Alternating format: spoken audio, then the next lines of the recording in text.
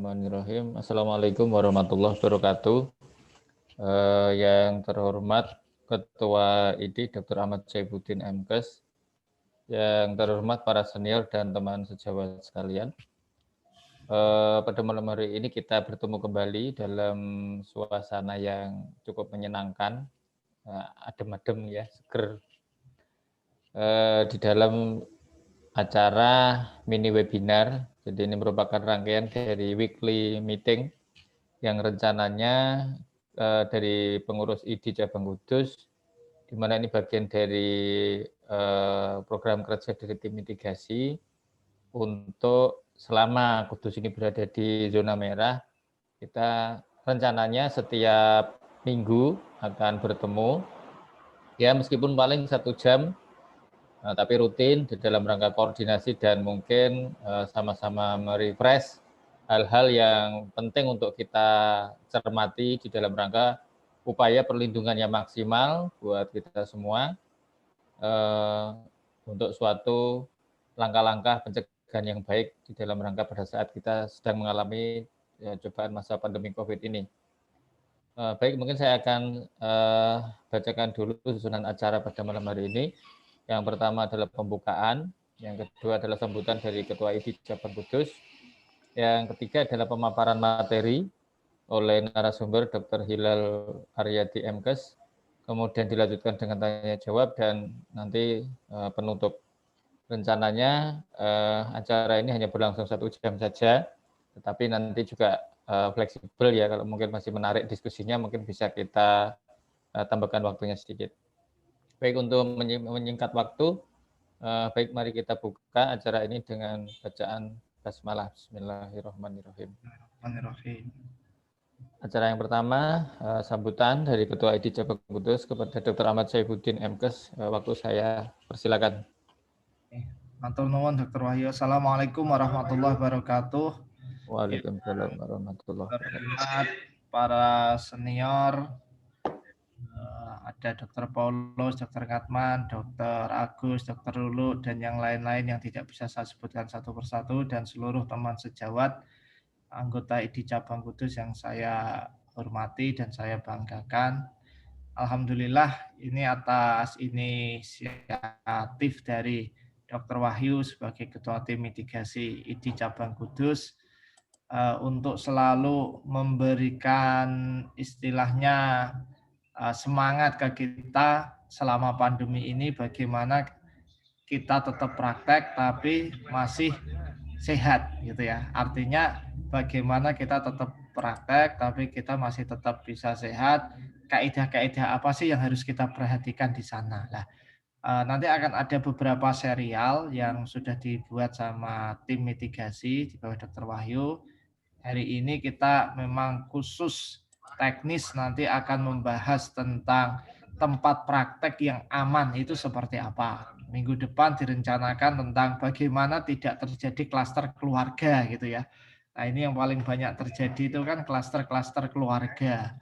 Bagaimana keluarga kita tetap aman walaupun kita bekerja, mungkin akan banyak ketemu dengan pasien-pasien yang dia suspek COVID atau COVID sendiri, OTG dan sebagainya. Tapi bagaimana tidak menular menjadi sebuah klaster keluarga, itu untuk minggu depan kita bahas.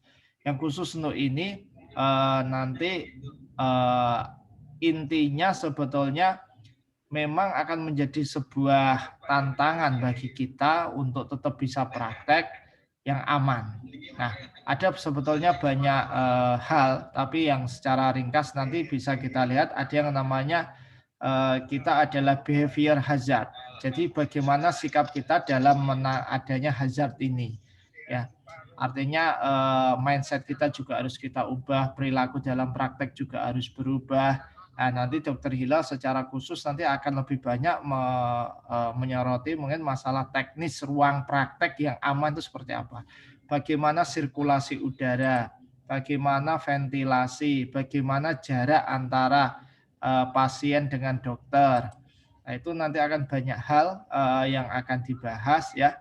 Nah, tantangannya adalah bagaimana dengan yang sudah kadung ya, kita sudah punya tempat praktek, apa kita harus dandan-dandan istilahnya gitu, apakah kita harus banyak mengubah tempat praktek dan sebagainya. Nah, itu nanti akan coba kita diskusikan ya dengan nanti materi yang mungkin disampaikan Dr. Hilal, tentunya ngatur flow aliran udara itu seperti apa, penyaringan itu seperti apa, sterilisasi itu seperti apa. Nah, nanti dari situ saya yakin akan banyak hal di tempat kita mungkin belum. Loh, tempat praktek saya belum melakukan itu. Kalau saya belum melakukan, bagaimana saya mengubah? Apakah effortnya cukup besar atau tidak? Nah, itu nanti di diskusi itu saya rasa sangat menarik karena teknis inilah yang banyak nantinya kemungkinan ya itu akan menjadi suatu hal yang bisa mengeliminir terjadinya penularan virus corona tadi ataupun virus-virus dan bakteri-bakteri yang lain kalau kita bisa menerapkan standar yang baik. Nah, harapan besar kami nanti di diskusi ini kita nggak usah sungkan-sungkan. Kalau memang permasalahan yang kita hadapi di tempat praktek kita seperti apa, nanti langsung kita diskusikan.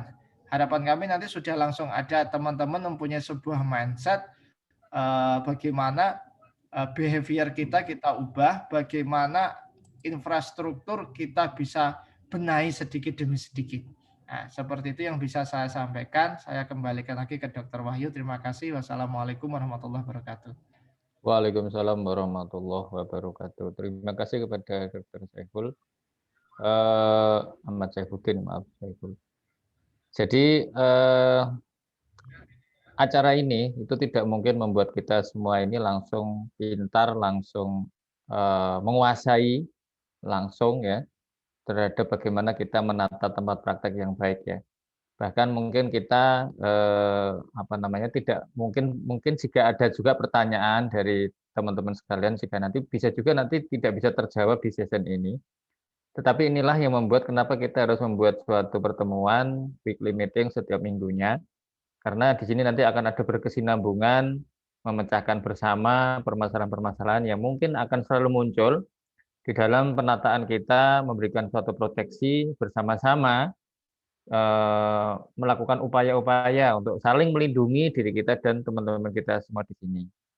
Sehingga marilah kita semua di sini bisa mensukseskan acara dari IDI Cabang Kudus di dalam rangka langkah kerja dari tim mitigasi pengurus IDI Cabang Kudus. Baik, langsung saja kita masuk ke dalam acara inti. Telah hadir di tengah-tengah kita pada malam hari ini yang terhormat Dr. Hilal Aryadi MKes. Saya kira kita saya tidak usah membacakan lagi kurikulum vitae-nya. Beliau ini adalah praktisi klinik ya, FKTP yang sudah bertahun-tahun berpengalaman dalam pelayanan poliklinik, dan kami juga tertarik untuk menjadikan beliau menjadi narasumber karena di dalam ruang praktek beliau saya lihat sudah ada penataan yang cukup baik, sehingga mungkin bisa menjadi di-sharing di sini untuk supaya teman-teman sekalian bisa sama-sama mungkin saling melengkapi dan saling menyempurnakan bersama-sama dari tempat praktek kita masing-masing. Monggo waktu saya berikan kepada Dr. Hilal Aryadi, waktu 15 menit, mungkin bisa mundur jadi 20 menit. Monggo Dr. Hilal. Oke, terima kasih. Assalamualaikum warahmatullahi wabarakatuh. Waalaikumsalam.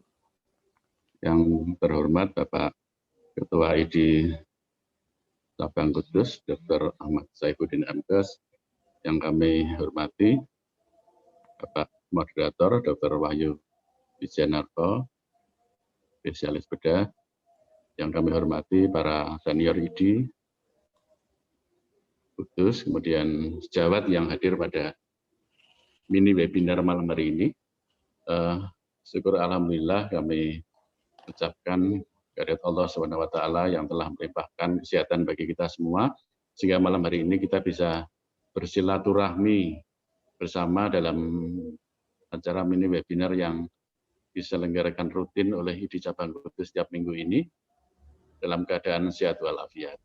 Kami mengapresiasi langkah ID membentuk tim mitigasi untuk penanganan COVID dan melakukan edukasi atau pembelajaran secara berkesinambungan melalui weekly seminar ini dengan maksud agar pandemi ini yang menjadi bagian dari kehidupan kita yang kemungkinan masih lama bisa kita antisipasi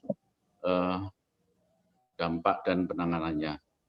Seperti kita ketahui bahwa pandemi ini memaksa seluruh sektor kehidupan termasuk dokter dan lini terdepan yaitu yang praktek di FKTP serta-merta harus melakukan suatu langkah preventif yang dalam hari ini disebut yaitu adaptasi kebiasaan baru yang tidak hanya di masyarakat tapi di pola-pola FKTP juga harus menerapkan hal yang serupa.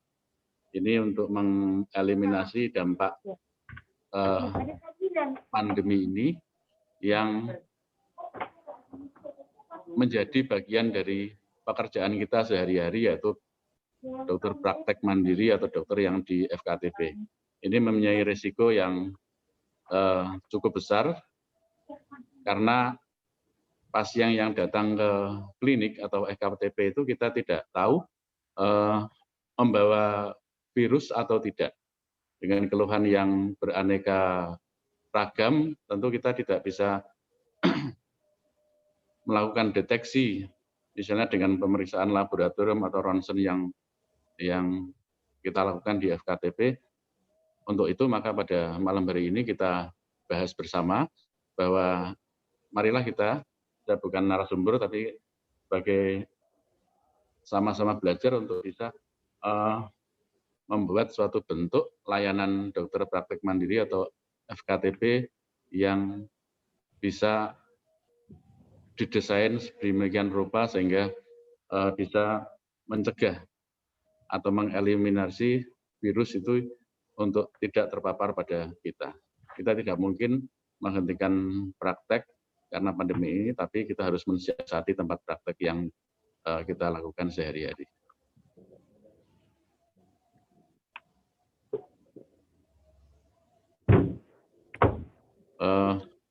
Berikut adalah acuan pokok pedoman standar perlindungan dokter di era COVID-19 PPID yang menjadi resiko, yaitu di sini ada resiko rendah, resiko sedang, kemudian resiko tinggi dan sangat tinggi.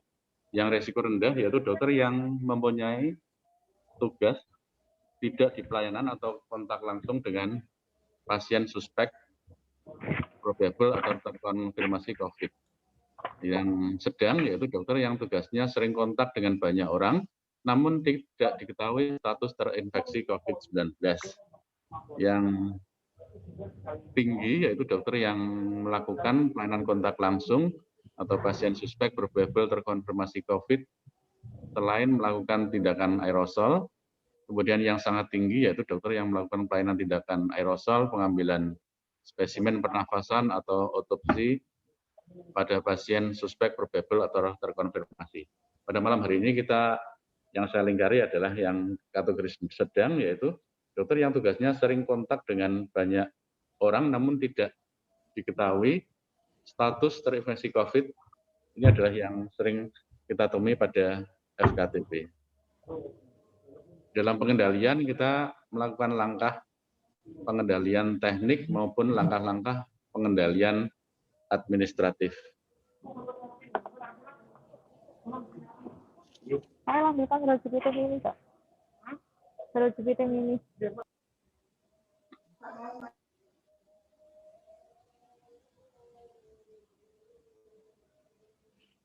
Berikut adalah pengendalian teknik, yaitu ventilasi ruangan dan arah aliran udara yang baik, kemudian barier mika di meja periksa dokter, penanda jarak 1 meter antara meja dokter dan kursi pasien, HEPA filter portable, kemudian inaktivasi virus COVID dengan memasang lampu UVC setelah praktek, kemudian pemisahan tempat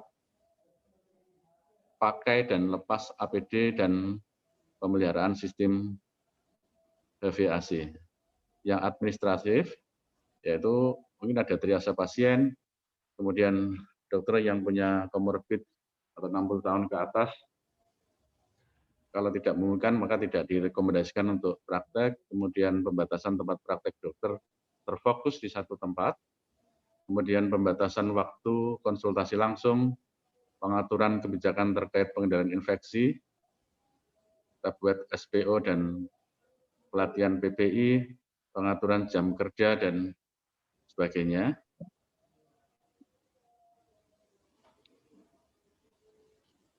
Bagaimana alternatif teknik penerapannya, nanti akan kita diskusikan. Apa saja sih yang menjadi komponen ruang praktek dokter? Di dalam ruang praktek dokter ada 3 komponen, yaitu tempat, manusia, dan aktivitas. Nah, ini yang pertama adalah manusia.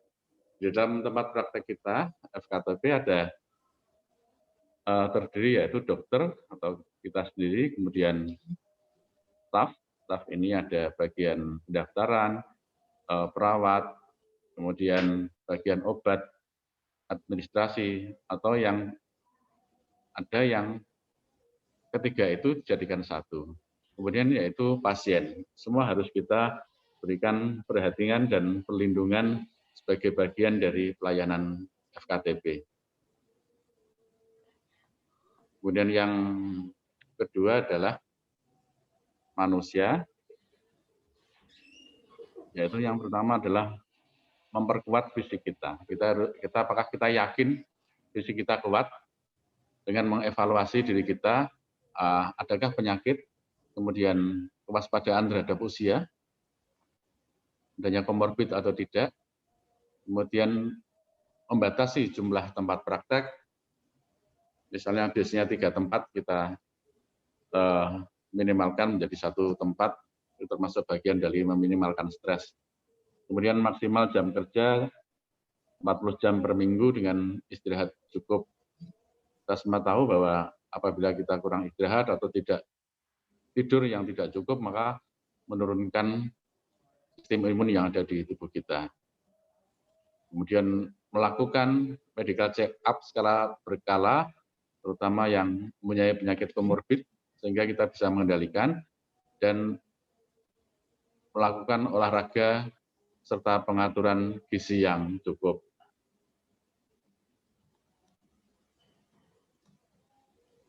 Kemudian yang kedua, yaitu memperkuat pemahaman yang baik dan advance tentang COVID dan pencegahannya. Untuk apa? Yaitu dokter dan staf bisa mampu membuat perencanaan pencegahan yang paling sesuai dengan kondisi tempat praktek masing-masing. Seperti kita ketahui bahwa lingkungan, kemudian situasi tempat praktek kita masing-masing dari kita yang tahu, maka dari itu kita harus bisa melakukan analisa terhadap tempat praktek dan lingkungan, serta yang kami sebutkan tadi adalah manusia itu yang berada di lingkungan kita, mampu kita program sesuai dengan kemampuan dan kapasitas dari manusia itu sendiri. Kemudian dengan cara apa? Yaitu memahami buku, dengan membaca buku pedoman standar perlindungan dokter PPID yang sudah diterbitkan, kemudian kalau mengupdate webinar tim mitigasi dan banyak diskusi dengan sesama TS seperti malam hari ini. Yang kedua adalah bagian kedua dari 3 komponen, yaitu aktivitas. Itu termasuk di dalamnya adalah pendaftaran atau antrian dan pemeriksaan dokter. Di dalam pendaftaran dan sistem antrian itu tentu kita juga bisa melakukan triase. Sebenarnya pasien-pasien yang kita ukur cek suhu dengan panas yang tinggi, kemudian dengan penyakit datang panas, kemudian batuk, Kemudian bisa kita bedakan untuk pasien-pasien yang kita suspek COVID dengan yang tidak. Mungkin areanya bisa terpisah dengan pemberlakuan social distancing pada ruang tunggu pasien. Kemudian pada pemeriksaan dokter nanti yang akan kita bahas. Kemudian aktivitas yaitu droplet itu sendiri seperti yang kita ketahui, ini di jurnal yang kami dapatkan tahun 45, itu sudah cukup lama, bahwa seorang manusia itu hanya dalam posisi diam dengan bernafas yang normal, itu sudah mengeluarkan droplet, tidak harus dengan batuk atau mengeluarkan dahak atau melakukan aktivitas, itu sudah mengeluarkan droplet yang selama ini tidak kita sadari.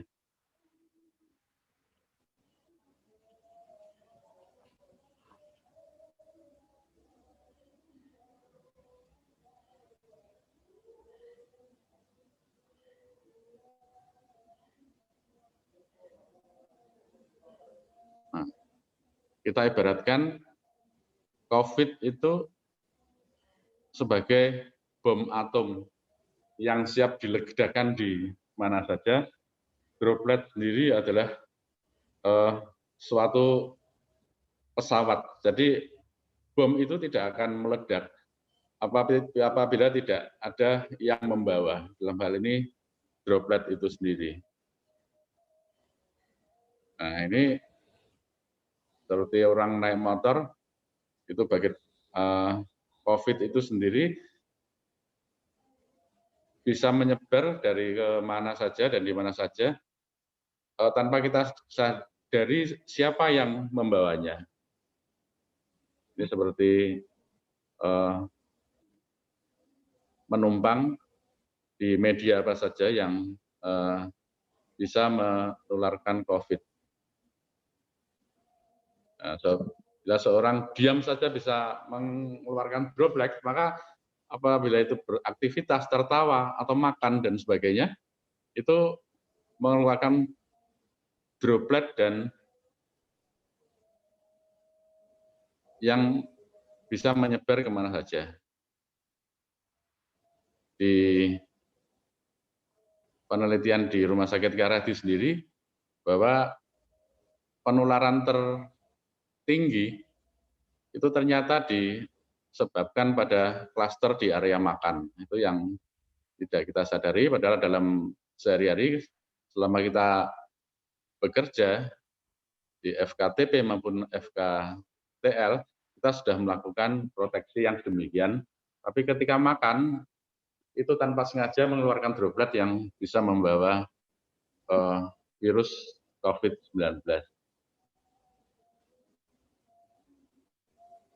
Kemudian aktivitas pengendalian droplet, yaitu yang pertama adalah minim produksi, anamnesis efisien, dan hindari ngobrol. Jadi apabila pasien kita melakukan anamnesis, pasien menceritakan secara panjang lebar, maka sebagai dokter kita harus mengerucutkan bahwa anamnesis itu harus kita singkat. Yang masuk juga harus kita batasi. Apabila pasien tidak mengalami kegawatan dan bisa mandiri, maka hanya pasien yang masuk, tidak perlu pengantar. Tapi dalam keadaan gawat ataupun anak-anak, hanya boleh pengantar satu pasien. Dan pasien sendiri itu harus kita screening bahwa pasien dan pengantar wajib memakai masker. Minim transmisi dalam hal ini adalah menjaga jarak kursi dokter dan pasien 1-2 meter, kemudian memakai standar APD terbaik, terutama masker, kemudian baju khusus praktek, dan waktu alat khusus atau ruang khusus pasien batuk. Kemudian meja bebas benda, karena meja-meja tempat praktek, benda-benda yang tidak perlu, kecuali rekam medis, harus kita singkirkan sehingga meja itu steril. Kemudian adanya barier mika di meja periksa. Triase pasien dengan anamnesis dan penerimaan susu seperti yang kita sebutkan tadi, kalau memang bisa dipisah di ruang tunggu dan pengaturan pasien datang sehingga tidak menimbulkan kerumunan melalui pendaftaran online atau pendaftaran lewat telepon sehingga jam datang bisa kita atur sedemikian rupa sehingga mengurangi risiko terjadinya kerumunan yang ada di dalam antrian tempat praktek dokter. Nah, ini tempat yaitu ruang dokter maupun ruang tunggu harus kita perhatikan. Keduanya merupakan area sumber penularan. Ini adalah pengendalian droplet nuklei. Saya jadi pencet-pencet tapi nggak mulai. Droplet nuklei yaitu mini droplet yang pergerakannya mungkin justru yang sering tidak kita sadari. Maka kita harus mengevaluasi atau membuat strategi agar membuat ventilasi ruangan dan arah udara yang baik. Kemudian HEPA filter portable yang selama ini kita jumpai dalam bentuk air purify yang bisa kita dapatkan di toko-toko dengan menyesuaikan luas ruangan. Kemudian inaktivasi virus COVID dengan memasang lampu UVC setelah praktek. Kemudian pemeliharaan sistem HVAC dan pemisahan tempat pakai dan lepas APD.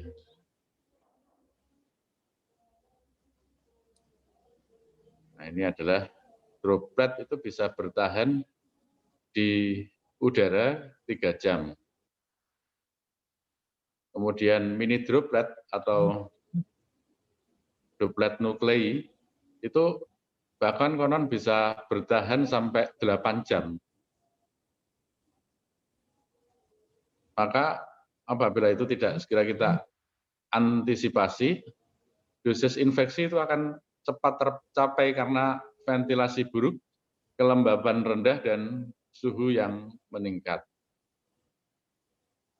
Ini adalah contoh tempat praktek dengan mika atau akrilik, kemudian tampak air purify dengan teknologi HEPA filter yang kita sediakan di tempat praktek, kemudian exhaust fan sesuai dengan arah udara yang bisa membantu sirkulasi udara yang baik. Ini adalah kelengkapannya, yaitu kelengkapan sinar UVC, ultraviolet C. Kemudian kita juga harus melakukan pada ruang tunggu maupun pendaftaran dan pengambilan obat. Ini kita berikan mika pada counter obat.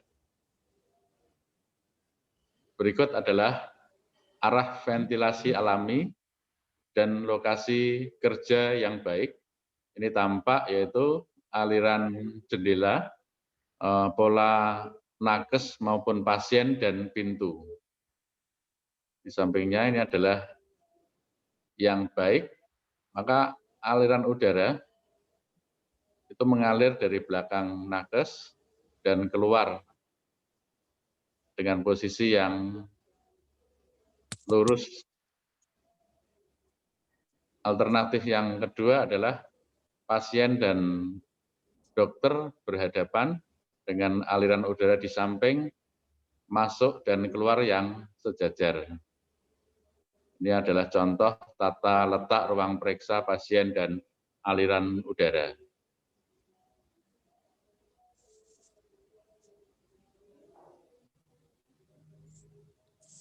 Ini kita lihat mikrodroplet yang mengandung virus. Mikrodroplet ini adalah lebih bahaya daripada droplet itu sendiri yang tidak kita sadari. Maka pencegahan ataupun eliminasi virus itu harus kita pasang atau di ruang praktek yang terdiri dari pembersih udara, exhaust fan, kemudian aliran ventilasi yang cukup, dan kita usahakan udara segar bisa masuk.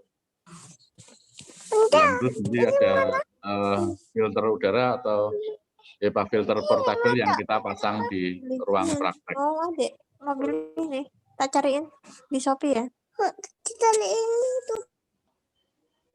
Setelah kita praktek kosong, maka dipasang lampu ultraviolet untuk membunuh virus. Nah, ini adalah contoh pasien masuk dari pintu dengan jarak 1 sampai 2 meter dari dokter, dan aliran udara, itu ada ventilasi di belakang dokter, kemudian pintu terbuka, maka itu adalah yang termurah yang bisa kita lakukan dengan memperbaiki atau mengatur aliran ventilasi udara yang masuk dan keluar. Ini adalah cara yang termurah yang bisa kita lakukan. Nah, ini berikut contoh tempat praktek yang sudah berstandar. Kita saksikan tempat praktek Dr. Ibul.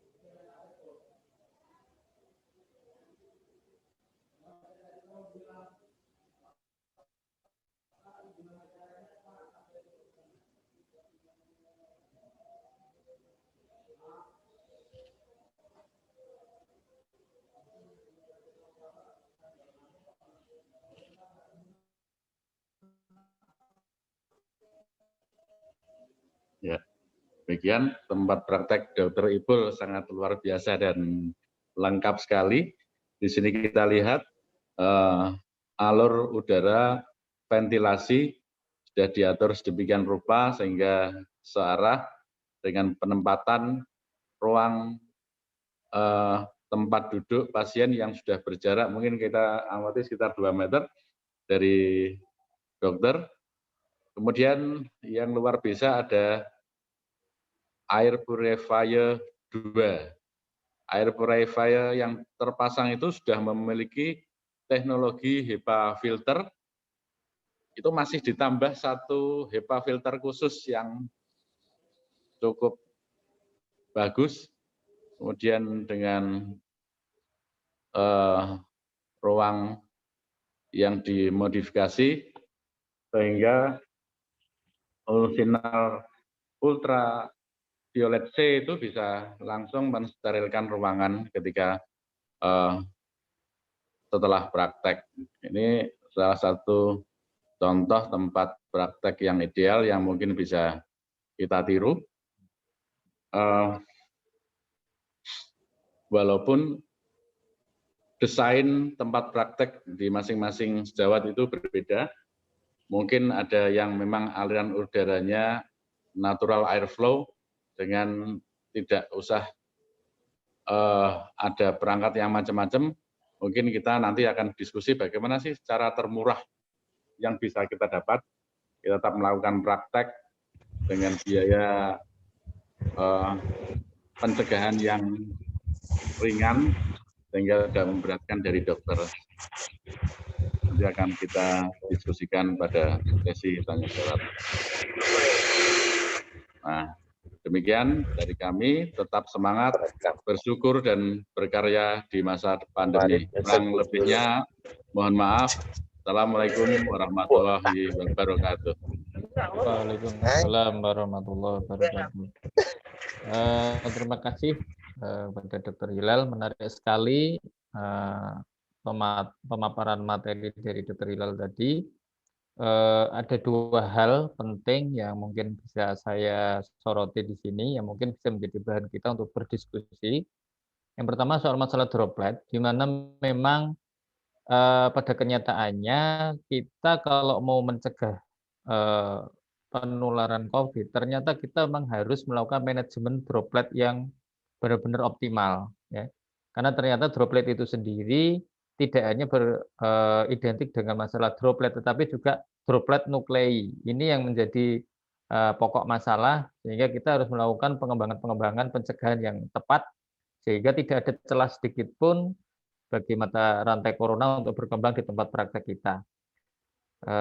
Yang kedua adalah bahwa kita memang harus menyesuaikan dengan lingkungan, kondisi dari lingkungan masing-masing tempat praktek kita. Jadi memang tidak semua hal yang disampaikan di sini itu bisa dijalankan di tempat praktek masing-masing. Dalam arti begini, bahwa apabila misalnya tadi kita lihat seperti kondisi tempat praktek Dr. Ipul, selintas kami melihat memang kebetulan di awal ventilasinya mungkin memang tidak terlalu besar, sehingga Dr. Ipul ini mensiasati dengan memasang begitu banyak air purifier, ya, kemudian exhauster dan semacamnya, sehingga kualitas udara di dalam ruangan praktek Dr. Ipul kualitasnya akan tetap baik, meskipun mungkin ventilasinya sebenarnya dari segi jendelanya mungkin tidak terlalu banyak. Nah, inilah yang disebut dengan penyesuaian lingkungan, saya pikir, sehingga apabila nanti ada pertanyaan, itu cost-nya akan banyak. Ya memang mungkin akan relatif banyak, tetapi di dalam suatu keselamatan tentu tetap nomor satu ya. Jadi keselamatan diri kita di dalam berpraktek itu adalah nomor satu. Sehingga jika diperlukan ya memang terpaksa kita mungkin berinvest banyak, tetapi di dalam rangka kita memberikan perlindungan yang paling optimal pada diri kita pada saat kita bekerja. Tentu untuk yang di konteks teman-teman yang lain, jika mungkin ventilasinya sudah begitu banyak, mungkin juga tidak harus sebanyak yang dipasang di Dr. Ipul. Baik, kami buka tanggapan, komen, dan pertanyaan dari teman-teman sekalian, karena kita sudah mulai masuk ke session tanya-jawab. Monggo, silakan dari senior, atau mungkin teman-teman sejawat sekalian yang ingin memberikan tanggapan, komen, atau mungkin pertanyaan. Silakan, monggo. Ya, Pak. Monggo, Dr. Hikari. Monggo, Dr. Hikari. Ya. Assalamualaikum warahmatullahi wabarakatuh. Assalamualaikum. Salam sejahtera untuk kita semua. Dr. Hilal yang saya hormati. Ada beberapa pertanyaan kalau tadi dari presentasi jenengan itu. Yang pertama, dari penataan tempat praktek, ini yang paling utama dikerjakan terlebih dahulu itu apa? Jadi kan tadi macam-macam itu. Kalau secara langsung dikerjakan semua kan memang tadi dikatakan Pak Wahyu perlu biaya besar. Jadi apakah yang pertama kita kerjakan kemudian selanjutnya apa, nanti bisa tolong diberitahukan. Kemudian yang kedua yaitu tentang jam praktek. Tadi 40 jam. Kemarin saya sudah tanya tentang jam praktek. Apakah juga pasiennya itu perlu dibatasi? Pasien yang datang ke tempat praktek kita juga perlu dibatasi.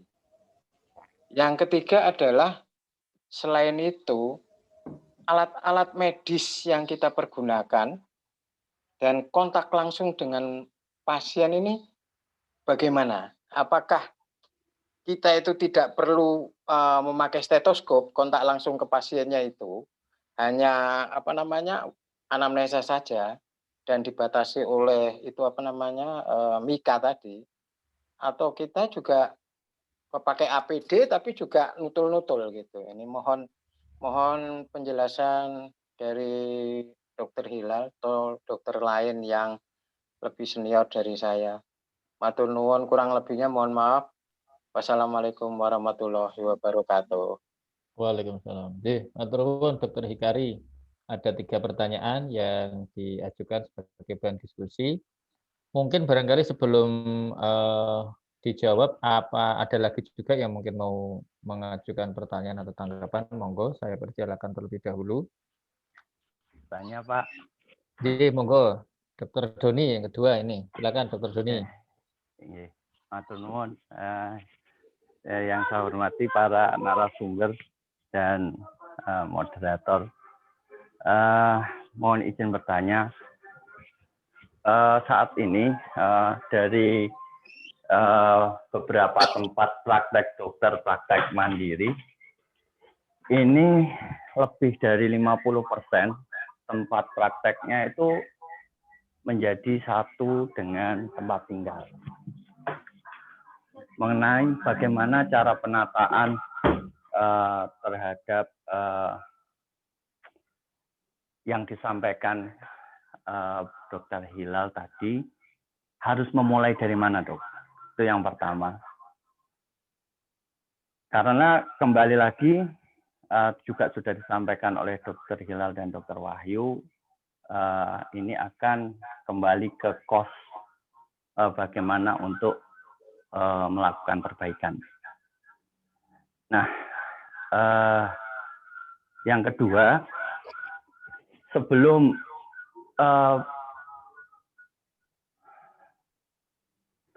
tentang teori tempat praktek tadi, Dok, tentang ada ventilasi, tentang ada UV, dan lain-lain sebagainya yang disampaikan oleh narasumber tadi, yang sesuai pedoman. Sebelumnya di PPI pada tempat praktek itu sudah ada beberapa yang dibahas atau yang disampaikan seperti tentang ventilasi ya. Ini ada tidak teknologi yang murah, juga sudah disampaikan oleh Dokter Hilal untuk bagaimana untuk diskusi. Sebenarnya saya mau nanyakan untuk pengganti tadi yang lebih murah dan efisien dan lebih aplikatif yang bisa langsung dilakukan oleh teman-teman, itu seperti apa?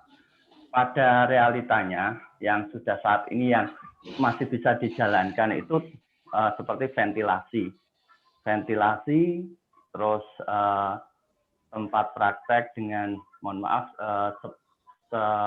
sepertiga dinding dari tempat praktek itu terbuat dari bahan yang bisa dibersihkan, dengan harapan setiap habis praktek atau sebelum praktek itu ada proses pembersihan kayak disinfektan ya, tapi menggunakan sabun atau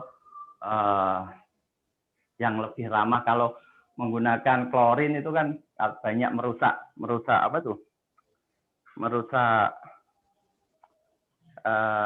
bahan-bahan yang dari besi. Terus yang kedua, apa dengan menggunakan yang disampaikan pemateri tadi seperti UV, terus apa tadi yang menggunakan apa, Dok? alat yang besar itu bisa membunuh atau membersihkan virus pada sela-sela. Contohnya kursi. Kursi itu kan ada banyak lipatan ya dok ya. Banyak lipatan. Apalagi kursinya yang dari busa. Nah, itu kan ada apa tuh pori-porinya ya. Itu bisa menyentuh ke arah sana atau belum bisa ke arah sana. Begitu dok, sementara pertanyaan dari saya. Terima kasih. Assalamualaikum warahmatullahi wabarakatuh. Waalaikumsalam warahmatullahi wabarakatuh. Matur nuwun Pak Doni. Baik, mungkin langsung dijawab dulu saja oleh Dr. Hilal untuk pertanyaan dari Dr. Hikari. Ada 3 poin tadi. Monggo yang pertama, yang utama dulu itu apa yang harus dikerjakan dari 3 poin tadi, dari manusia, kemudian aktivitas maupun dari tempatnya, itu apa yang utama untuk dikerjakan dulu. Yang kedua, mengenai jam praktek itu sendiri, apa namanya tadi? Mohon Pak Ikri tadi yang kedua tadi jam praktek apa Pak ya? Jumlah pasien. Bisa oh ya, dibatasi apakah perlu dilakukan pembatasan gitu ya? Kemudian yang ketiga, alat medisnya, apakah perlu dibedakan antara yang apa namanya, yang kita pasien-pasien yang mungkin batuk sama yang enggak gitu. Monggo silakan kepada Dr. Hilal. Ya, terima kasih atas waktunya Dr. Wahyu. Seperti yang kami sebutkan tadi di slide,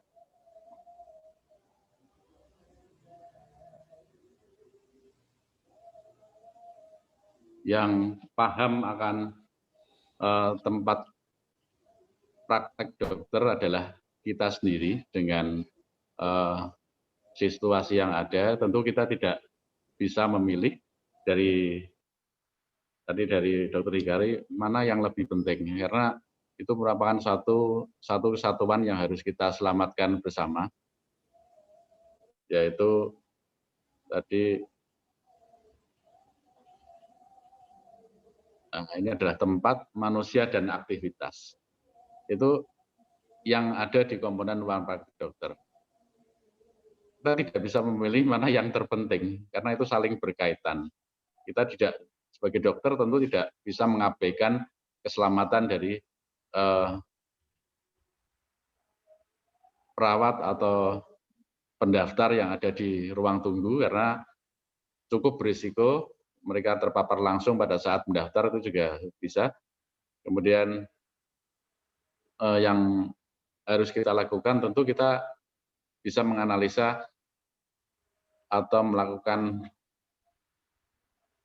analisa terhadap tempat praktek kita sendiri. Maka bagian-bagian yang terpenting atau mana saja yang harus kita utamakan itu kita yang tahu.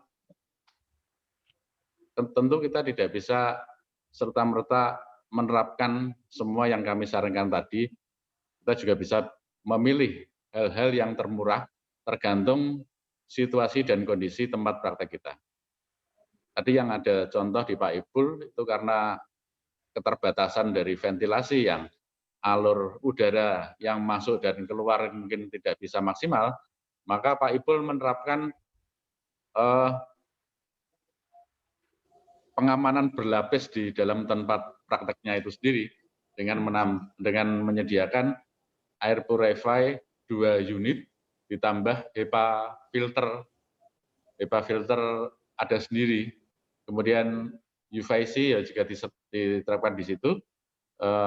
Dan tadi tidak kita dapatkan yaitu akrilik atau mica yang ada di depan. Itu mungkin sudah disiasati kalau sirkulasi udaranya bagus. Dengan 2 teknologi air purifier dan 1 HEPA filter tadi mungkin sudah cukup. Tapi itu tidak bisa kita terapkan mungkin di tempat praktek kita yang mempunyai sirkulasi udara yang berbeda. Kalau seperti di gambar tadi,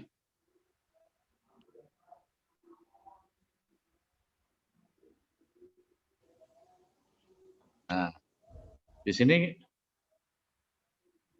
sistem sirkulasi yang bagus, yaitu antara udara yang masuk dan yang keluar searah, kemudian posisi antara dokter dan pasien itu bisa kita siasati dengan dua alternatif.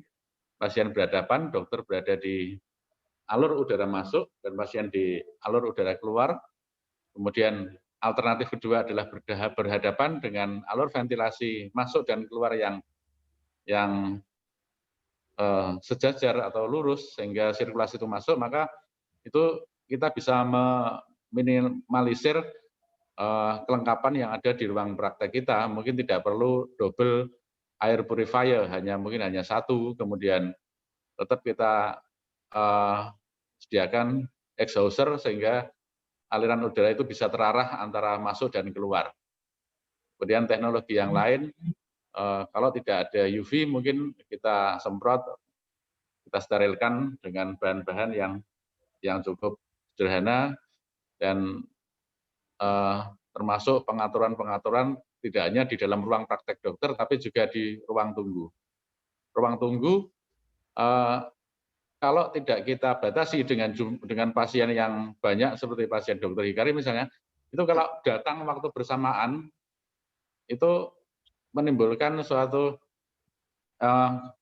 hal yang rawan karena bisa menjadi sumber penularan yang ada di ruang tunggu. Maka bisa kita siasati kalau memang tidak memungkinkan untuk dibatasi, diatur jam kedatangannya. Pendaftaran mungkin lewat online atau lewat telepon, sehingga bisa kita atur mungkin 10 pasien diatur antara jam 1 jam pertama, kemudian 10 pasien 1 jam kedua, dan sebagainya. Untuk pembatasan pasien itu tergantung dari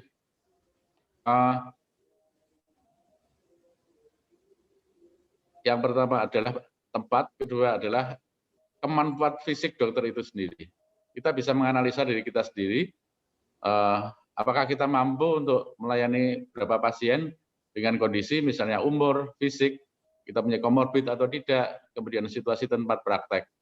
Walaupun begitu, setelah itu kita bisa melakukan analisa untuk bisa apakah pasien itu perlu kita batasi atau kita loss. Yaitu tergantung dari banyak faktor yang menjadi pertimbangan, sehingga masing-masing antara satu sejawat dan sejawat yang lain tidak bisa kita samakan, termasuk dalam pengaturan tempat praktek, pengaturan ruang tunggu, kemudian pengambilan obat, itu sangat-sangat berbeda. Ada dokter yang hanya mempunyai 1 asisten dan melayani pendaftaran dan pengambilan obat. Ada juga dokter yang tidak ada asisten, langsung pasien langsung masuk, obat diberikan di dalam ruang praktek, kemudian langsung pulang. Itu juga ada seperti itu. Tapi ada juga dokter yang mempunyai bagian pendaftaran, kemudian bagian obat, bagian laborat sederhana, kemudian pemeriksaan penunjang atau bagian fisioterapi, itu tentu hal-hal yang berbeda. Dan kalau ada banyak layanan di tempat praktek kita, misalnya ada fisioterapi dan sebagainya, maka ruang tunggu harus dibedakan. Kemudian dengan adanya pertanyaan tentang pembatasan tadi, itu kita bisa, kalau pasiennya jumlahnya banyak, maka perlu diatur jam kedatangan. Ya, untuk yang ketiga Pak Hilal, triase yang dilakukan tadi, ya, mau dipersingkat untuk triase tadi bisa kita lakukan dengan melihat, ya. Mau dipersingkat jawabannya untuk triase yang tadi ketiga, untuk yang alat medis Pak Hilal, apakah perlu dibedakan antara yang batuk sama yang tidak? Oh ya, untuk alat medis itu kan alat-alat yang sederhana di tempat praktek yang ada di FKTV adalah mungkin tidak perlu dibedakan, tapi setelah pemakaian perlu kita sterilkan, Pak Ikari. Kecuali kalau ada beberapa yang infeksius, mungkin kita menyediakan alat-alat misalnya untuk tindakan sederhana yang infeksius dan non-infeksius, lebih baik kita bisa terapkan di tempat praktek. Baik Pak Hilal. Terima kasih Pak Hilal. Ya. Pak Giri. Sudah jelas ya Pak Hikari nggih? Jawabanipun Jelas, nggih. memuaskan nggih. Jadi Nggih. baik nanti kita lanjut ke menjawab pertanyaan dari Dr. Dodi yang ada 2 Pak Hilal. Jadi yang pertama tadi adalah di atas 50% teman-teman kita ini prakteknya itu berjadi satu dengan rumah ya. Nah itu bagaimana ini menyikapinya, yang menjadi fokus penanganan itu yang mana gitu ya, pencegahan. Yang kedua itu adalah dari berbagai banyak teknologi tadi, mana yang kira-kira yang paling murah untuk dikerjakan itu yang mana. Tapi sebelum menjawab 2 hal tersebut, mungkin saya akan menambahkan ya jawaban dari pertanyaan Dr. Hikari tadi, mungkin ini bisa membuka mindset dari kita semua, sesuai juga dengan pesan dari Bapak Ketua tadi tentang masalah bahwa sekali lagi apa yang kita bahas pada malam hari ini tentu tidak bisa membuat kita langsung pintar semua, langsung menguasai semua ilmu-ilmu tentang bagaimana menata ruang praktek yang efektif pada semasa saat pandemi ini. Akan tetapi yang lebih penting lagi adalah ada suatu perubahan mindset agar kita ini bisa bermindset hazard behavior ya. Jadi kita perilaku menyesuaikan bahwa ini tuh perilaku kebencanaan. Jadi memang ada beda dengan kondisi sehari-hari. Diambil contoh tadi, mau ditampilkan gambar Pak Hilal yang tadi mengenai tempat praktek tadi. Pak Hilal? Ya, tentu kita tampilkan. Oke, tempat praktek yang coba yang ini Pak Hilal. Yang mana? Yang sebelumnya. Oh, ya, sesudahnya terus lanjut. Malih terus. Enggak, yang tempat praktek saya. Jadi sebelumnya Pak Saipul ya. Pak Saifuddin. Terus. Nah, ini. Jadi begini teman-teman sekalian. Jadi kita lihat kalau kita bandingkan dari 3 tempat praktek tadi, memang kita ambil contoh satu-satu ya. Yang paling kompleks tadi punyanya Dr. Saifuddin, ya kan? Tadi ada banyak sekali alat-alat dan itu memang menyesuaikan, bukannya Dr. Saifuddin itu berlebihan atau over, itu bukan. Memang menyesuaikan dari tempat prakteknya beliau. Memang mungkin ventilasinya settingannya awalnya kurang, makanya terus diperbanyak seperti itu. Yang yang lebih sederhana sedikit itu tempatnya Dr. Hilal, itu sudah cukup lengkap, tetapi tidak sebanyak yang dilakukan di tempat Pak Saifuddin. Sedangkan yang punya saya, jadi ini kita lihat, ini paling sederhana sekali ya, di mana ini saya hanya memberikan prinsipnya adalah yang penting ada aliran udara ya. Di belakang yang praktek ini saya ini ada ada fan yang dia berfungsi untuk mendorong udara dari arah dari dokter menuju ke pasien. Nah ini. Kemudian sehingga kita selalu harus berpikir bahwa lingkungan udara kita ini penuh dengan droplet nuklei ya. Nah ini harus didorong keluar ya. Dan arahnya harus jelas, harus benar dari dokter menuju ke pasien. Nah, kemudian juga kita lihat di sini, inilah yang menjadi contoh bahwa tidak harus kita banyak teknologi yang ada, tetapi sesuaikan dengan lingkungannya saja. Ini memang saya sengaja memindahkan tempat praktek saya di koridor yang sempit ini. Justru memang saya mencari yang sempit supaya apa? Supaya dia tidak terlalu menyebar kemana-mana, justru supaya saya bisa mengarahkan betul udara menuju ke keluar ruangan. Dan ini kita lihat pintunya dibuka, jadi biar supaya aliran udara benar-benar keluar ke ruangan, dan juga ini tidak perlu teknologi yang mahal-mahal. Mungkin kalau misalnya saya tidak ada space seperti ini, ya saya terpaksa tetap menambahkan air purifier, kemudian juga UVC dan semacamnya, harus tetap diupayakan. Tapi karena ini saya memungkinkan ada ruangan ini ya saya pakai ruangan ini dulu karena memang ini kan di Rumah Sakit Kartika ya. Jadi ini memang tanggung setting waktunya karena menunggu ada gedung baru yang memang sebentar lagi juga dibuat dan sekarang sudah dibuat ya. Sehingga kalau saya harus menata ruangan sebentar lagi juga sudah pindah ke gedung yang baru. Nah, makanya saya terpaksa untuk sementara ambil di apa namanya di koridor ruangan ini aja gitu. Mungkin itu. Mungkin monggo Pak Hilal untuk melanjutkan menjawab dari pertanyaan Dr. Doni. Terima kasih Pak Wahyu. Ini adalah hal sederhana yang dilakukan. Kita tentu tidak bisa menyamaratakan situasi kondisi yang ada di ruang praktek semua sejawat. Yang terpenting dari kita mampu mengkondisikan dengan sedikit teori tadi, semoga bisa memberikan manfaat dan menerapkan hal yang sesuai yang ada di praktek kita. Pertanyaan Dr. Doni tadi adalah bagaimana mengkondisikan apabila sejawat melakukan praktek di tempat praktek sekaligus rumah, ngaten nggih, Dr. Wahyu? Nggih.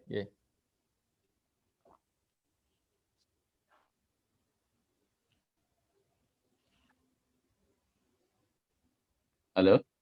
Silakan. Pertanyaan Dr. Doni tadi adalah bagaimana mengkondisikan praktek sekaligus rumah. Itu yang harus kita lakukan adalah membuat perencanaan atau desain yang aman untuk yang pertama adalah untuk praktek dokter kita sendiri dan pasien, kedua adalah aman untuk keluarga. Karena dengan praktek di rumah potensi penyebaran virus yang masuk ke rumah itu sangat besar dan bisa datang pada saat di mana saja, terutama pada saat jam praktek. Maka yang harus kita lakukan adalah melakukan pengkondisian di mana arus masuk dan keluar apabila kita praktek itu harus sesuai dengan standar PPI, terutama pemakaian APD, kemudian baju ganti, dan setelah praktek kembali ke rumah tidak langsung masuk, tapi ada ruang untuk ganti baju sebelum masuk, dan ketika dokter praktek itu tidak keluar masuk ke rumah. Itu yang harus kita disiplinkan dan merupakan hal yang sulit, ya, karena kalau sudah di rumah itu biasanya sholat di rumah kemudian masuk lagi. Yang terjadi sebelum pandemi itu tidak bisa kita serta-merta kita lakukan pada saat pandemi ini. Maka kedisiplinan dari kita sendiri untuk mengatur diri maupun keluarga, jangan sampai anak-anak masuk ke ruang praktek, kemudian kembali ke rumah dan sebagainya, itu harus kita atur, termasuk ganti baju, mandi, setelah praktek itu harus bisa kita disiplinkan. Dan pengaturan ruang praktek yang sehat, di mana arus pasien atau ruang tunggu pasien itu mungkin tidak bercampur dengan ruang tamu misalnya, yang berpotensi untuk menularkan, menyebarkan terutama droplet nuklei tadi, yang kita tidak tahu arah alirannya kemana, karena sifatnya yang sporadis dan bisa bertahan tidak hanya 3 jam, mungkin 8 jam. Kita praktek sudah tutup, pintu kita buka, maka virus akan masuk ke rumah kita. Nah, itu yang harus kita perhatikan, membuat alur pencegahan dan pengendalian infeksi yang ada di rumah. Ingatan, Dr. Doni, Dr. Wahyu, mungkin bisa ditambahkan. Untuk pertanyaan kedua, yang teknologi yang paling murah untuk dikerjakan dari hal-hal tadi apa, Pak Hilal? Ya, tadi sudah dicontohkan oleh Dr. Wahyu, itu teknologi yang termurah. Ya. Tapi itu tergantung dengan situasi dan kondisi ruang praktek kita. Kondisi itu tidak bisa diterapkan hanya dengan natural airflow, sirkulasi, dan exhauster yang sederhana, sementara kondisi ruang praktek kita itu seperti ruang praktek Dr. Ibul yang sirkulasinya tidak bisa langsung keluar. Nah, itu yang bisa memahami adalah kita sendiri untuk mendesain dan melihat apakah ini bisa kita terapkan di sini, di tempat praktek kita, itu tergantung dengan arus ventilasi yang ada.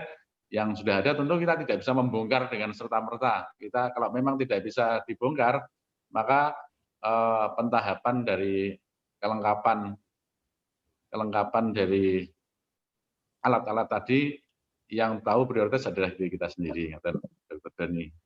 Oke, baik.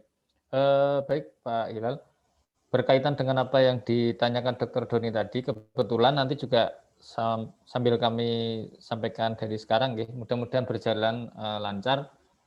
Rencananya memang minggu depan untuk topik tema hari Minggu malam minggu depan, kita akan mengundang ketua, kebetulan secara perlesan beliau sudah setuju untuk mengisi, yaitu Ketua Satgas COVID Pengurus Besar IDAI Pusat, jadi Dr. Yogi Prawira, SPA.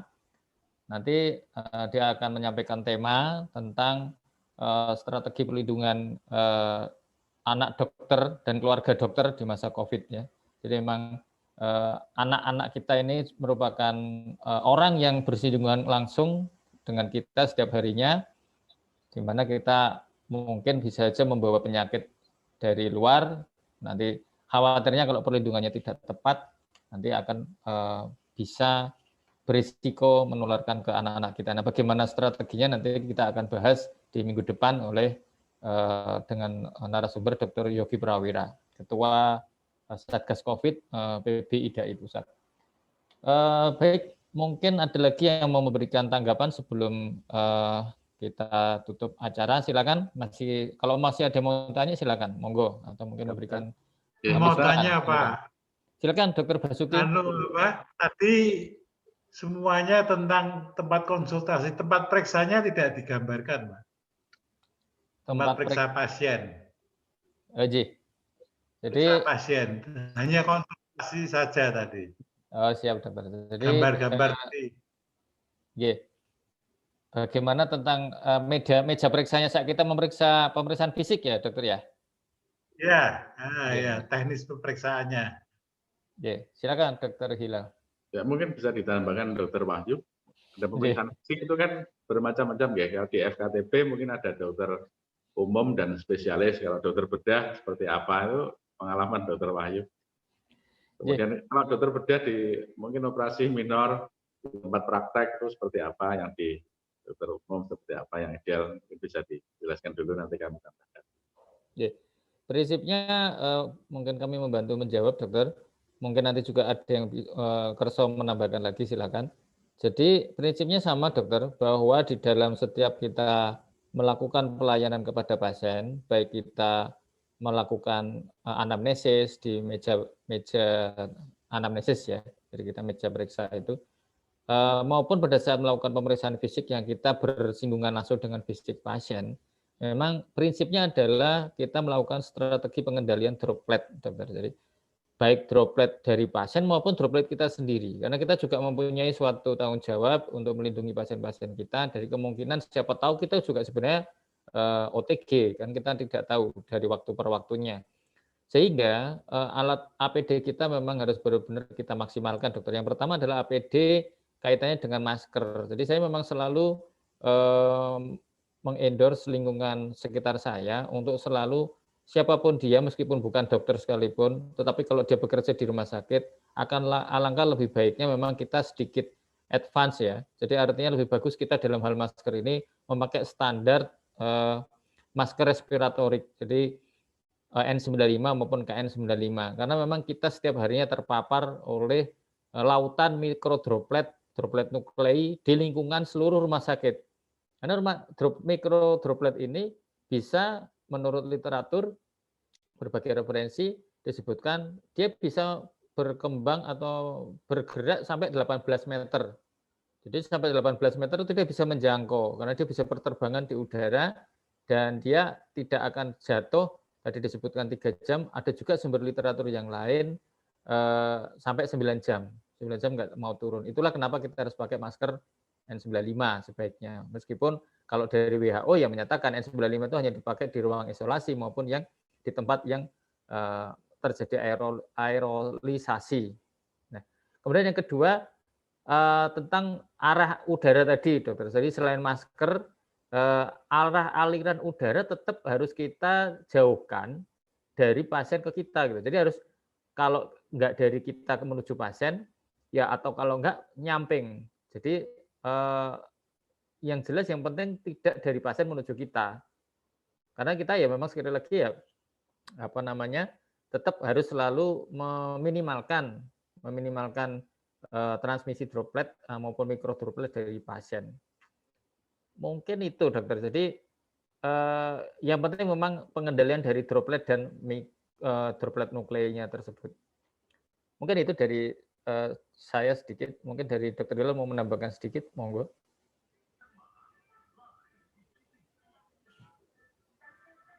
Mungkin pencet unmute, Dr. Hilal. Ya, kita diskusikan bahwa penanganan di FKTB itu tadi yang disebutkan oleh Dr. Basuki, mungkin pertanyaannya, apakah cara memeriksa pada era pandemi ini sama dengan seperti yang sebelumnya? Kalau tadi yang disebutkan mungkin kita hanya berhadapan, kalau pasien harus diperlukan untuk tidur, kemudian posisi tidur itu seperti biasa atau harus tengkurap atau seperti apa? Kemudian apakah perlu membuka baju dan membuka mulut? Kalau membuka mulut mungkin bisa kita cegah karena tetap harus memakai masker dan tidak membuka mulut. Kemudian membuka baju, kemudian mengukur suhu karena suhu itu kadang dengan alat screening suhu itu berbeda antara yang suhu yang sebenarnya dengan suhu yang pakai termogan itu kadang kita memeriksa langsung dengan memegang, itu apakah diperkenankan. Kemudian banyak pasien yang ketika di luar itu sudah memakai masker, ketika melakukan anamnesa itu masker itu dibuka. Justru ketika dibuka itu keluhan yang sebenarnya timbul seperti batuk itu muncul. Maka bagaimana strategi itu? Mungkin ada pengalaman dari sejawat kalau apakah memeriksa itu harus membuka baju, kemudian kita menggunakan stetoskop yang sebenarnya atau cukup di luar, ataukah halus dengan tenggurup itu seperti apa? Mungkin ada masukan dari yang lain. Baik, menarik sekali diskusi kita pada malam hari ini. Monggo kalau mungkin ada yang mau nambahkan dari apa yang tadi diflorkan oleh Dr. Basuki tadi, memang menarik bagaimana tentang pemeriksaan fisiknya tadi. Jadi kalau dari saya memang tadi kita minimalkan pengeluaran droplet tadi. Kemudian dari Dr. Hilal tadi menyampaikan tentang masalah supaya teknik kita itu dalam memperlakukan pemeriksaan fisik ya memang harus benar-benar tepat supaya ya sebenarnya sama juga, artinya droplet yang dari pasien itu tidak dengan langsung terpapar ke kita. Mungkin tambahan lagi dari para senior atau mungkin ini sambil kami bacakan ada tanggapan dari Dr. Sony ya, bahwa berpendapat bahwa setiap pasien kita wajib anggap sebagai OTG. Ya, saya kira saya setuju dengan ini, memang semua kita anggap OTG. Bahkan termasuk kita sendiri juga kita anggap OTG, sehingga kita berusaha untuk memproteksi pasien kita dengan sebaik-baiknya. Kemudian yang kedua, pakai masker double lapis 1 N95 sebanyak 5 kali dan steril pakai UV, dan lapis kedua pakai masker bedah. Memang ini masih banyak pendapat, jadi kita memang tidak bisa menyatakan satu pendapat itu lebih benar daripada pendapat yang lain. Dulu kalau pengalaman saya awal-awal pandemi itu saya memang memakai rangkap seperti ini dengan harapan begini, kalau saya rangkapnya masker bedah itu di luar, jadi masker N95 yang di dalam, yang luar masker bedah. Tetapi dalam perkembangannya saya mempelajari setiap saya bernapas kadang-kadang itu ada kayak udara yang keluar dari masker itu menuju ke kacamata. Ini artinya apa? Ini artinya kalau lapisan di dalamnya itu adalah masker N95, berarti kan yang tersaring masuk ke dalam droplet yang tertahan itu adalah di N95-nya tersebut. Di mana itu lapisan yang dalam. Nah, kalau kita ekspirasikan, kemudian dia keluar, khawatirnya droplet-droplet yang berada di lapisan luar N95 ini malah masuk ke mukosa mata. Nah, ini yang akhirnya saya ubah, ya sudah pakai masker N95 saja, nggak usah pakai ada rangkep gitu. Terus malah mengenai penggunaan UV itu ada literatur yang menyatakan tidak dan saya pernah berdiskusi dengan distributornya langsung, dia mendatangkan ahli yang production manajernya ya dari N95 ini, itu dia menyatakan memang tidak disarankan untuk dilakukan UV. Jadi memang sebaiknya memang cukup dipakai beberapa kali, maksudnya mungkin 2 hari gitu, atau 3 hari, atau mungkin bergiliran. Kita punya 5 N95, nah nanti bergiliran hari pertama sampai hari kelima, kemudian kembali lagi ke hari pertama lagi, sampai 3 kali giliran. Itu lebih disarankan daripada di UV, karena di UV nanti akan mengganggu lapisan filter di dalamnya gitu, akan merusak filter di dalamnya, sehingga tidak disarankan. Mungkin itu. Mungkin kalau tidak ada lagi yang mau menanggapi, mungkin ada tambahan? Tambahan, Dok. Silakan, Dr. Doni. Tadi ada satu pertanyaan yang belum mungkin terlewatkan, Dok.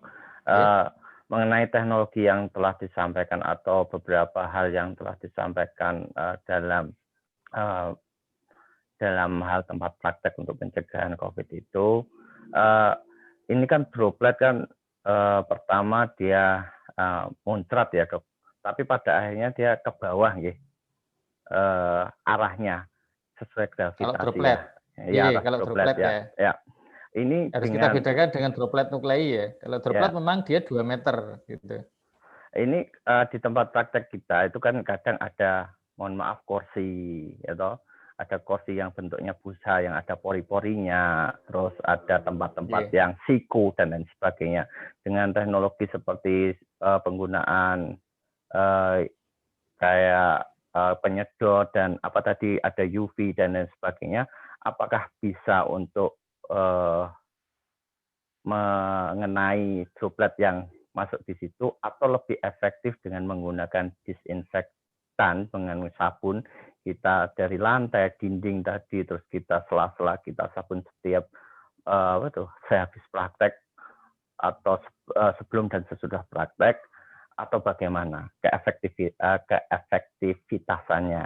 Terus yang kedua, menanggapi tentang penata laksanaan cara pemeriksaan, biasanya kadang ada diagnosis yang hampir 70%, 80% itu bisa tegak dengan menggunakan anamnesa. Saya kira kalau sudah bisa anamnesa, kita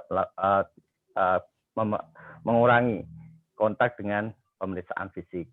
Contoh seandainya kita tahu kalau itu timbilan herdiulum atau beberapa penyakit kulit dan lain sebagainya, kita tidak melakukan pemeriksaan dengan sentuhan dan lain sebagainya. Dan itu kalau di DPP itu banyak sekali yang seperti itu. Baik. Terima kasih. Assalamualaikum. Baik, terima kasih Dr. Doni. Monggo ditanggapi singkat, Dr. Hilal, silakan. Untuk yang pertama tadi, bagaimana cara membersihkan untuk yang rada sulit dijangkau tadi, pakai alat apa itu, seperti itu. Wahyu boleh menambahkan, Dr. Wahyu. Ya, silakan. Oh, Dr. Ahmad Saifuddin sudah bisa gabung kembali. Silakan, Dr. Ipul. Karena ini barusan selesai acara di wilayah. Jadi untuk proses di PPI sebetulnya kita tidak hanya fokus kepada infrastruktur ya. Kita harus fokus pada SOP, fokus pada orangnya juga gitu kan. Penggunaan APD kita ya, itu jangan sampai kita lewatkan ya. Para pasien kita juga sekali-kali kita harus sering mengingatkan ke mereka jangan boleh melepas masker, walaupun ya pengalaman kalau pas mereka ditanya di anamnesis gitu pelorot ke ininya ya maskernya, karena mereka menjawab otomatis biasanya orang itu langsung menurunkan maskernya. Itu nanti kita ingatkan ya. Terus yang khusus untuk intinya di situ, jadi nanti behavior hazard atau potensi-potensi yang bermasalah yang diakibatkan dari perilaku kita sendiri kadang ya.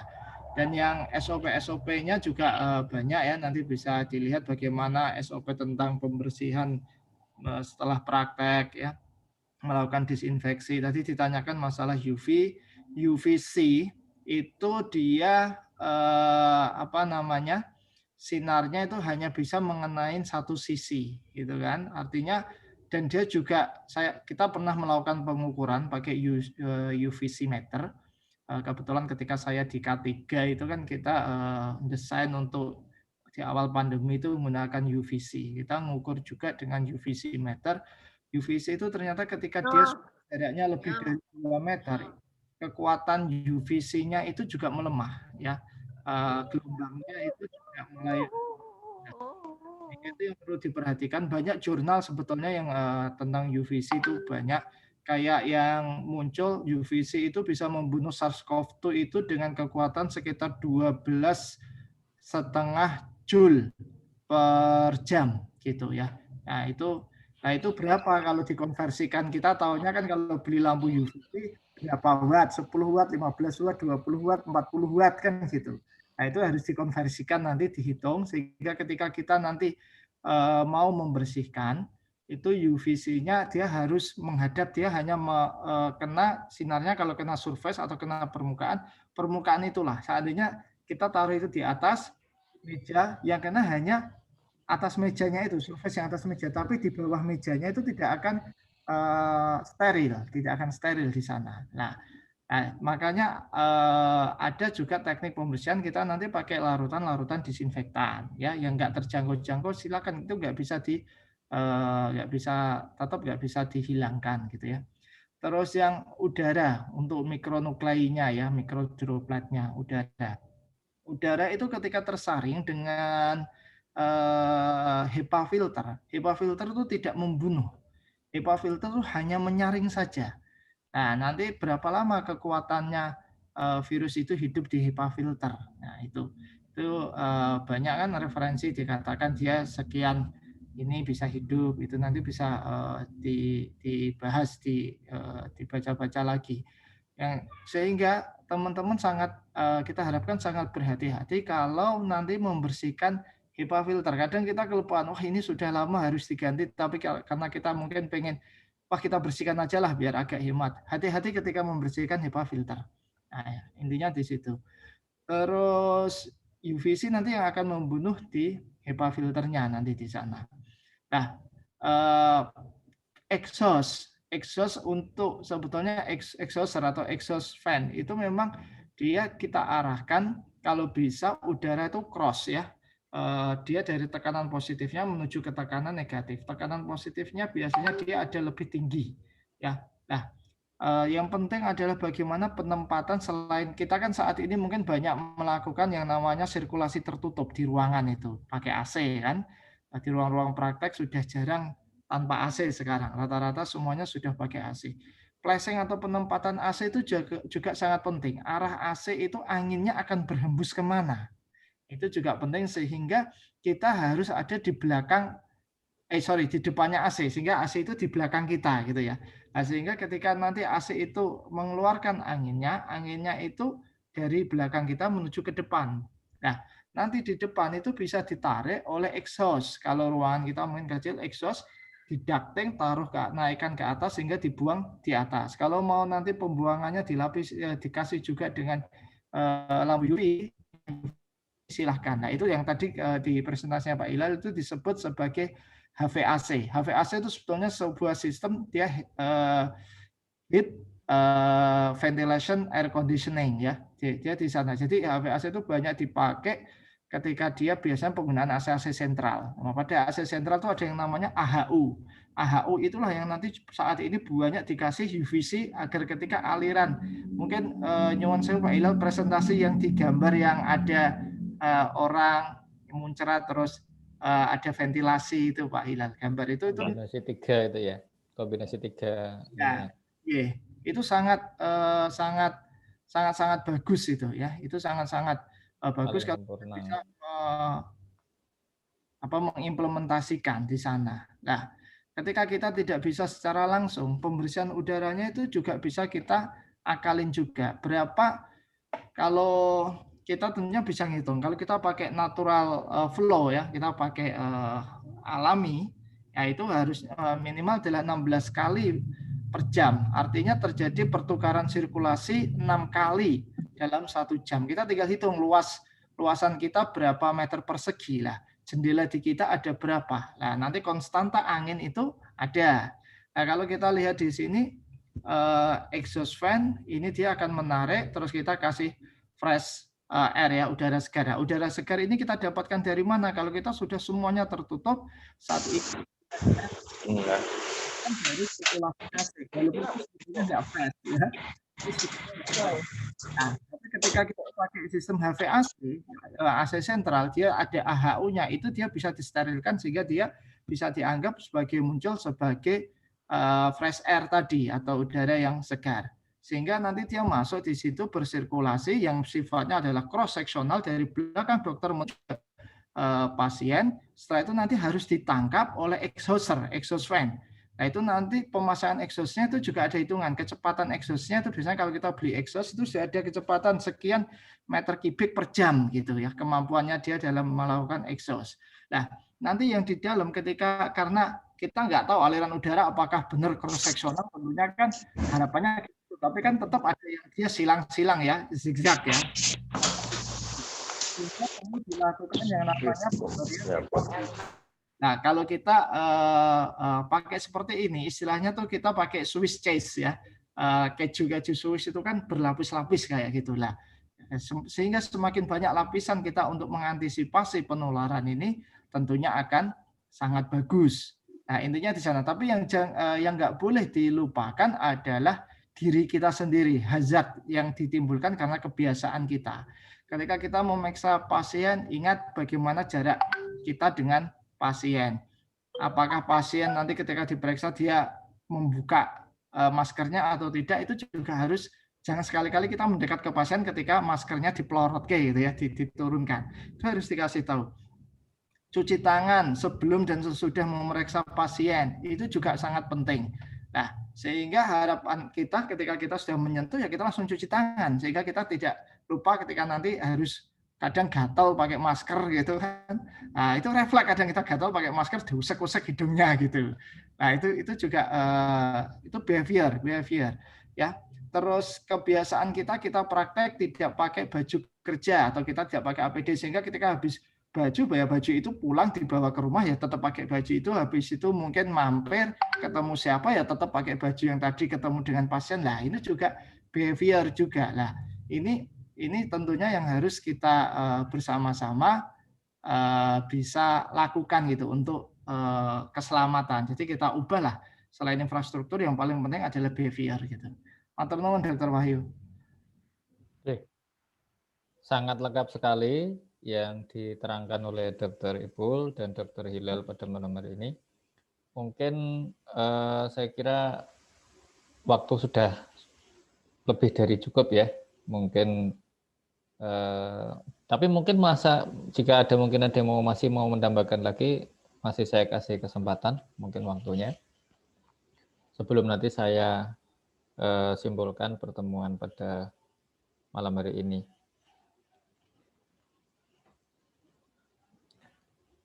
Baik, para senior dan teman-teman sejawat sekalian, sepertinya sudah tidak ada lagi pertanyaan dan tanggapan. Tadi terakhir yang ditanyakan oleh Dr. Doni tadi, saya kira sudah cukup jelas diterangkan juga oleh Dr. Ipul ya, sudah terjawab juga. Mungkin waktunya sudah cukup buat kita untuk kita akhiri saja pertemuan pada malam hari ini. Sebelumnya akan saya simpulkan poin-poin penting dari apa yang sudah disampaikan dengan menarik oleh Dr. Hilal pada malam hari ini. Yaitu yang pertama adalah pengendalian droplet dan mikrodroplet atau droplet nuklei menjadi hal yang sangat penting sekali untuk kita bisa pahami dan kita harus tahu cara mengimplementasikannya. Ya. Untuk itu memang kita perlu terus-menerus melakukan update dan melakukan diskusi dan melakukan pemahaman-pemahaman terhadap literatur yang ada sehingga kita bisa selalu berkembang dan kita jadi semakin tahu bahwa semakin kita belajar, semakin kita tahu bahwa kita tuh banyak yang nggak tahu. Nah, di dalam suatu konsep COVID ini memang ternyata tidak ada ahli di bidang COVID.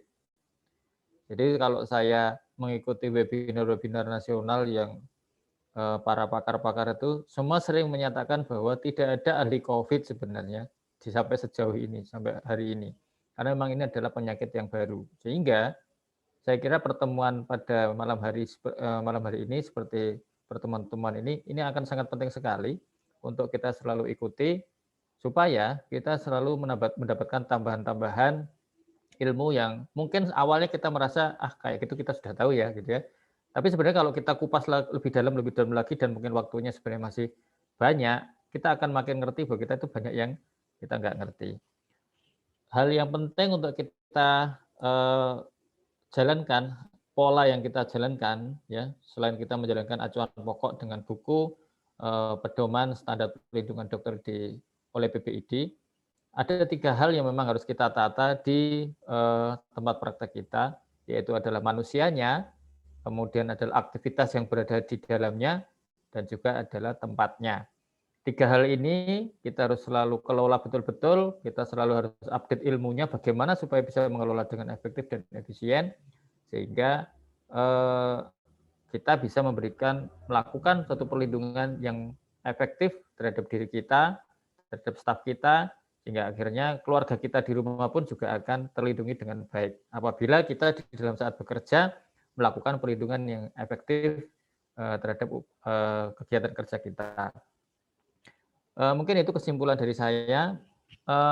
Berhubung ini Pak Ipul juga sudah hadir di sini juga tadi, mohon untuk bersedia untuk memberikan closing statement. Silakan Pak Ipul. Sudah cukup Dr. Wahyu. Nggak ada tambahan lagi. Nonton. Nggih, ampun. Matur nuwun atas waktu dari Bapak Ibu sekalian.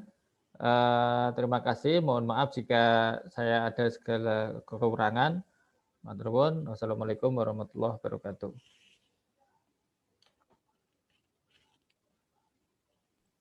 Mohon izin saya N ya. Kita foto nggak Pak Wahyu? Foto dulu nggak? Biasanya Dr. Wahyu kayaknya kok kayaknya pada ini ya. Ditutup. Nggak siap foto kayaknya. Oke. Saya mohon izin saya ya, N. Iya.